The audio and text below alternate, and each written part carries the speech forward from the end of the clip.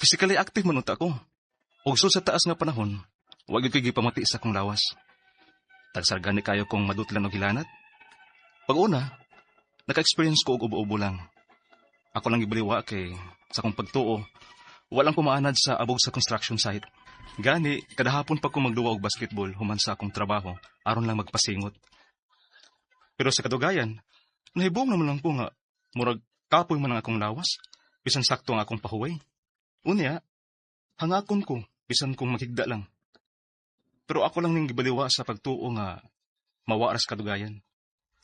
Unya, Bay, na nasa tayo laing alsahon. Mga kahoy na sab. Murag, maluya kita ni kalaki haron da. Ha? Magsaka ka na og matasagdanan.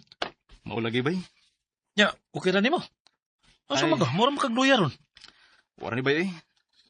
Kapil na akong lawas. Pero madara man. Pag sure dara, uy. May absent daw ta ka. Ano ko ng labor bay? Sayang pud. Oo, mausad. Hala sige. Na, ato na sugdan mentras nga. Wa pa mo sa kang kainit sa adlaw. Tara. Kapuya ini. Ito pagod sa fourth floor.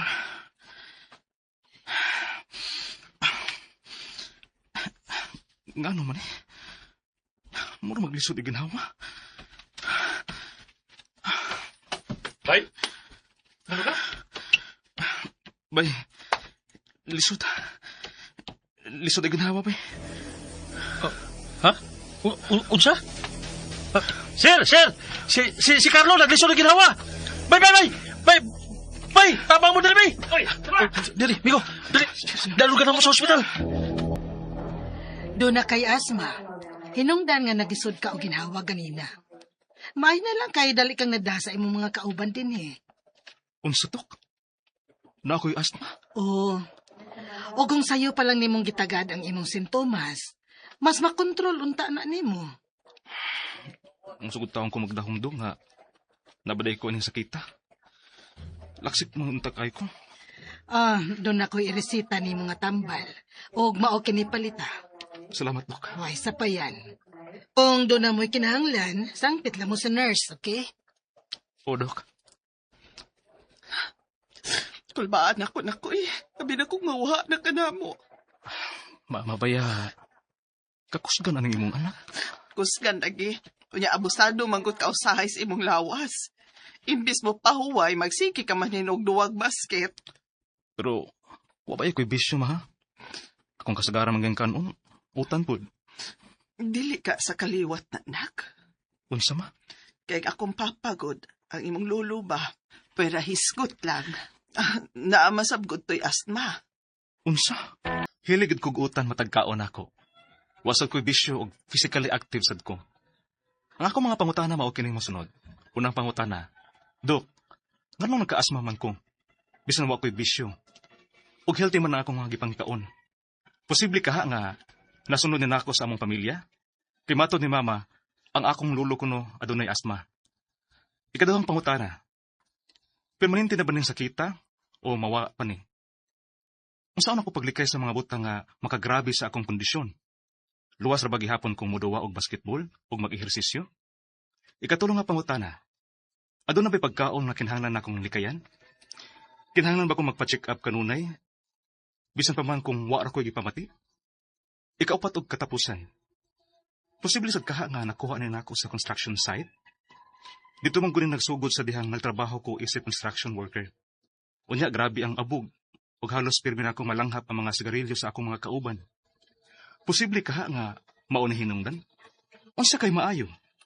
Muundang ko as construction worker? O mupadayon lang? Palihog tabangi ug tambagi ko. Kini ang akong suliran, Carlo.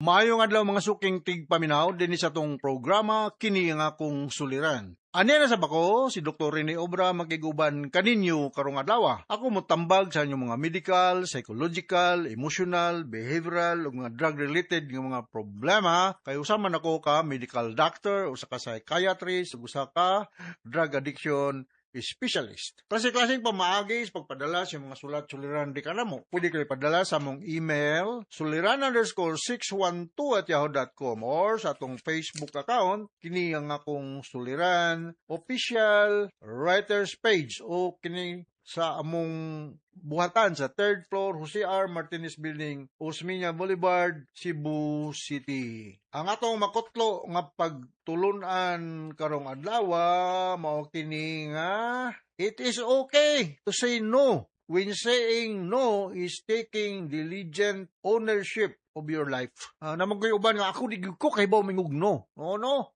No. Okay ra naman yung kag no. Kung ang imong pag-ingon sa no na ay bugat nga meaning. No, it's not all the time nga mag-yes lang ta bisag below the belt na. Na ay panahon nga mo say no kita kung di na ta makasabot.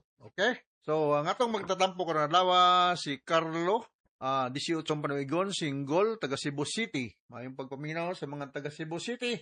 Taga San Nicolas Paris, kini ako ning basahon ni kay Cebu City, mga kauban ni Father Edwin Tick, sa Caritas Volunteers. Dulce Lagapa, Floribic, Laurigaw, Perla Baisa, Christine Padilla, Sherry Ibarzabal, Faye Abelia, Concordia Subing, Ninita Paradero, Michi Mariha, Sherry May, Juwam Humawas. Ug niya mga taga Pilar Camotes na mga Muabog family, Borja, no, Jess Borja, Paulino Paling, Princy ug Nazareth. Mayong pagpaminaw.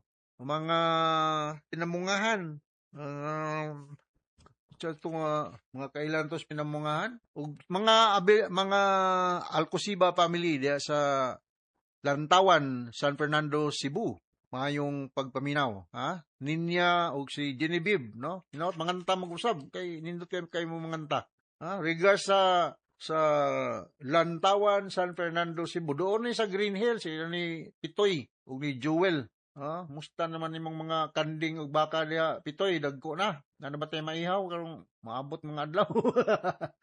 Nana ko gatubangan dining taga-Office of City Environment and Natural Resources sa City of Naga, Cebu. Nagpanguluhan sa atong City Administrator diha nga Engineer Arthur Bellamore, Sinro Designate. Nada si Samuel Lapot Jr., yun sa kanini Ben Lapot na.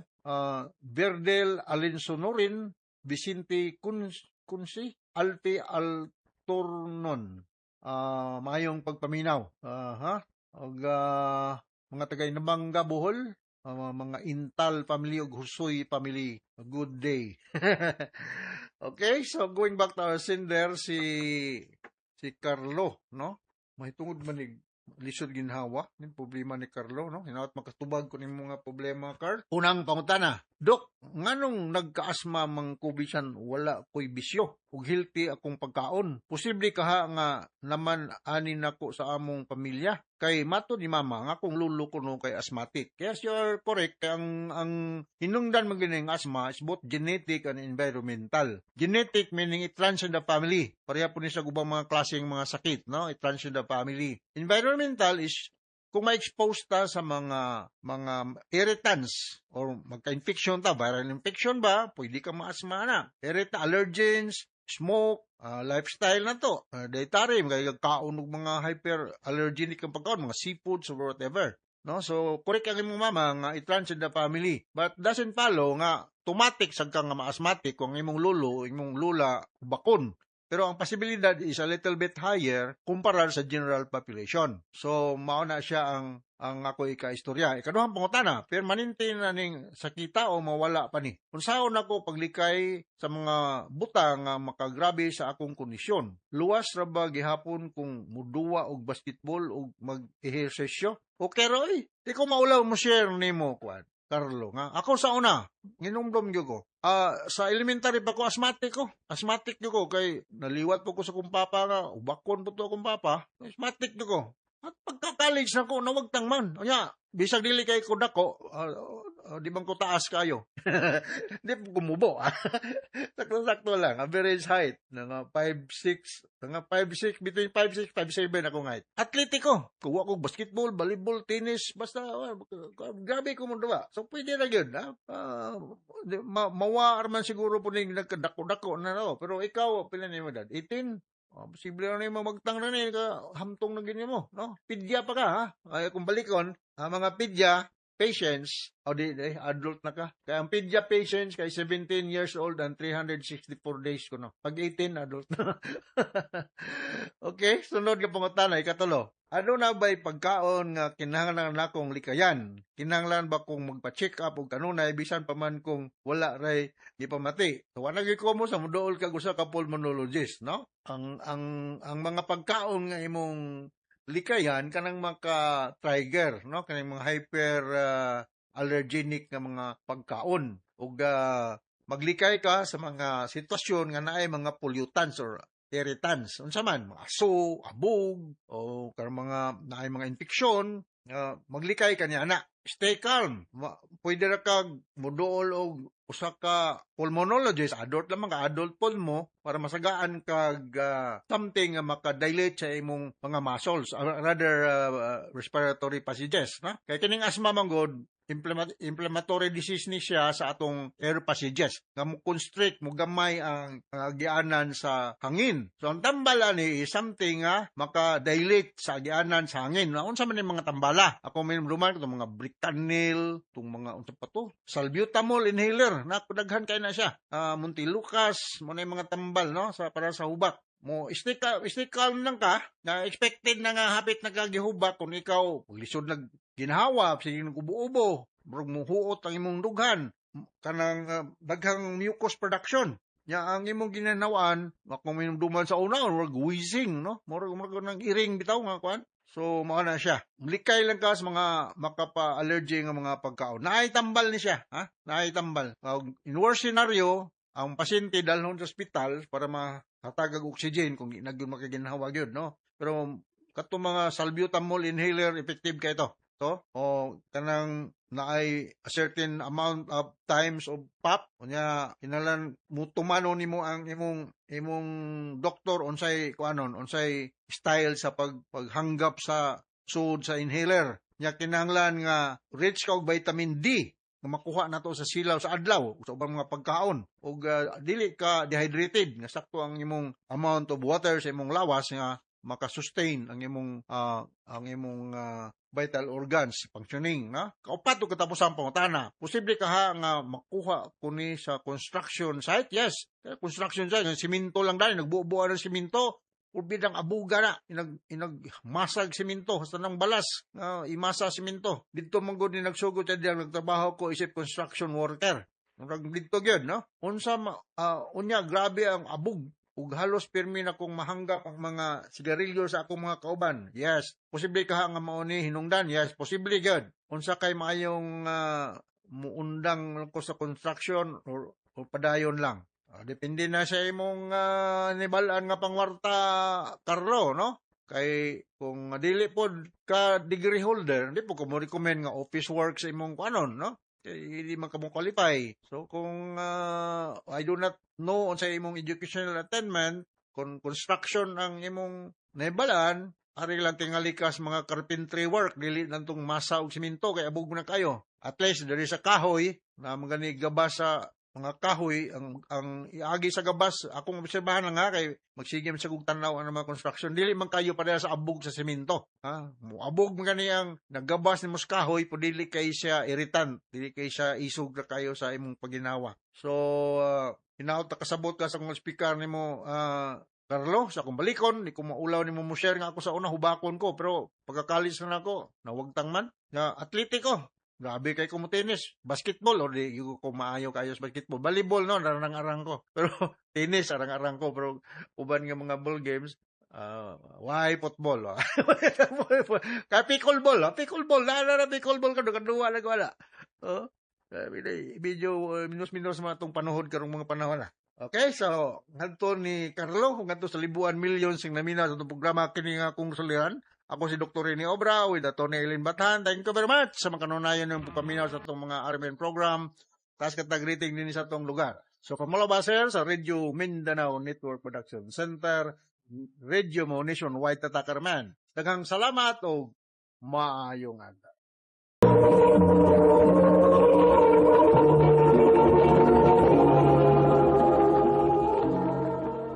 Ano pa daw sayang kakikaroon?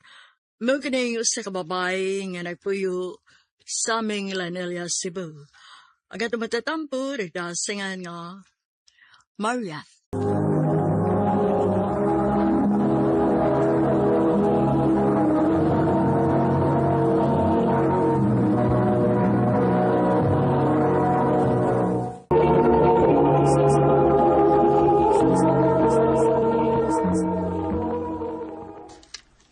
Ikaw ba? Kapoy ka. Di gid ka kapagong sa imong kagalingon? Kinahanglan gid ka nga magsigig kuyog-kuyog na ko, bisag natas wilahan? Ang sumtaong ka, eh. Pareha sa mga maestro o maestra. Unya, di mo ka professional nga makadalihok? Dili ba gani pwede nga bisig magdungan lang tag-lunch? Marian, nagsabot na bigdaan eh. Nga di unta ko gusto nga parehas tag-skwilahan nga tudluan. Unya kay ikaw, gahi makay ka. Gusto magid kang magsigig sunod-sunod na ko. Kay kung wa palang unta ka nga bit og estudyante sa una. Dili unta ako mag-ingon ani. So, ni gawas na yung tinuod? Wa na gid kay salig na ko. Mag gusto ka na kung asa ko permi naasa ka. Wa ko'y salig nimo kay wa pa nimo gipakita na kung kasaligan ka. Duha na kabuka tong mga anak, Andy. Ayaw hotda akong pasensya. Kay kung dili patungod sa atong mga anak, dili ko ni buhaton sa kong kaugalingon. Pasayloan na lang labanan ni mo, oy, naunsa baya ka. Dili, ma. Dili gini mo huno ko mga pagduda niya kung dili ko makita ang iyang hinpit nga pagbago. Marian, ang mga lalaki magpakalalaki, gid na. Mao ba, ma? Mao bang bisag kapila nakabinuangin ni Papa? Pasayloon gihapon nimo? Oh, Marian, Ayaw ko'y parihas nimo, ma. Nga bisag ipanawang na ni Papa nimo ang iyang pagluibiha nimo, di dawat ra gihapon ka. Nagpakamartir ka. Dili ko ingon anak, ma. Lahi ta. Marian. Girl, nako'y chika ni mo. Pero eksaba ha, feeling na ako nga kinahanglan siya ka mahibaw, ani. Ha? Unsa man na, Teacher Chona? Si Teacher Andy bangay mong pana. Namo kay mga chika sa tong college students din higod nga magsige na kuno na sila kuyog ti Cheska nga student din hi. I don't know if under basad na nimo. Cheska? Familiar iyang name nako. Pero ay eksaba nga gikan ako ha. Di pa sad ko sure about that pero palit ilang sa wasan sa tiay nga sayo plan sad ko. Mao ba? Sige, Teacher Chona. Thank you. Okay, class. That's all for today. See you next week. Si Cheska nang nasa unahan nga padung na wala ka. Mao ning giingon ni Teacher Chona na ako nga kuyo-kuyo ko ng auntie. Dili lang uta tinuod ang tanan. Cheska? Could you please come over? Yes, miss. I am going to handle binibining lakambini here in our school next month. Maybe you can present your class? Ha? Ako, miss? Nganong ako man? Why not? You're smart and you're beautiful.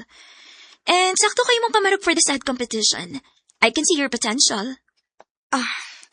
Miss, mauwaw man taan na, miss, uy. Ayaw ka, wow.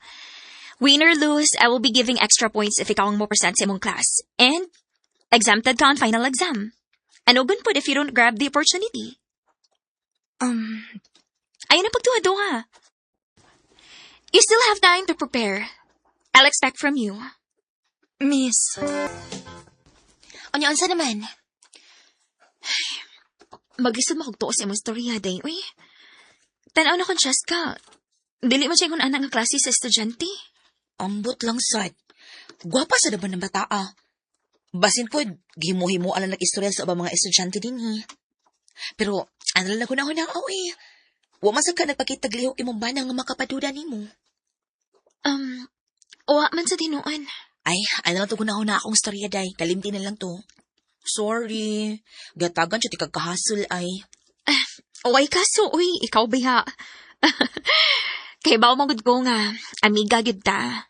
Maumusulti ko ka na ako kung unsa may imong madunggan kay nahibaw kong concern ka na ako. Maulaki, ah. Pero, seriously, no? Gusto ko nga ma-happy na gid ka. O kunta, hingpit na gid nga nausab si Andy. Uwa po na masud si Andy siyang klase. Asa man ka di siya? Tay, excuse me. Ay, Nakakita kang teacher Andy? naato si Sir Andy sa gym, ma'am. Dito ko na limpyo gikan. Mao ba? Sige, thank you. Nagunsa man siya sa gym. Si Andy Kyoda. O, kaysa man iyang kikastorya ng estudyante. O, si Cheska?